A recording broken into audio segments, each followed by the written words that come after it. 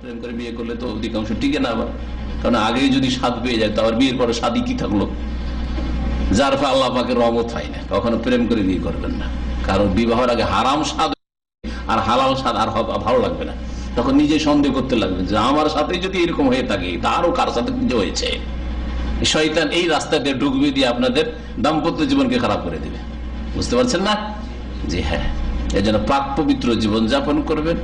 হ্যাঁ, অবৈধ সম্পর্কের মাধ্যমে আগেই 2-4-6 মাস প্রেম করলাম আর মোবাইলে আলাপ করলাম, তারপরে পরিচিতি হয়ে গেল, এখন বিয়ে করবো, দুইজনে রাজি হলাম, কোনোদিন শান্তি পাবে না। পশ্চিমা দেশে এই জন্য শান্তি নেই।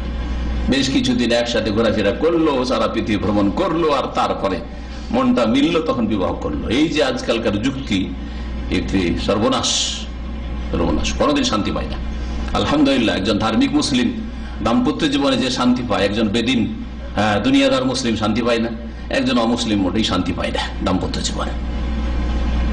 স্বামী স্ত্রীকে সন্দেহ নজরে রাখে, স্ত্রী স্বামীকে সন্দেহ নজরে রাখে, অথবা মেনে নিয়েছে যে আমিও যেমন সেও তেমন।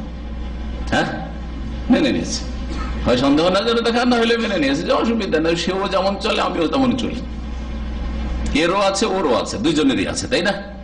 অসুবিধা নেই, মেনে নিয়েছে। ওই শুকুরের চরিত্র, যেটা শুকুরের চরিত্র লাইন ধরে আছে, এটা শুকুরের পিছনে কয়েকটা শুকুর পুরুষ, অসুবিধা নেই।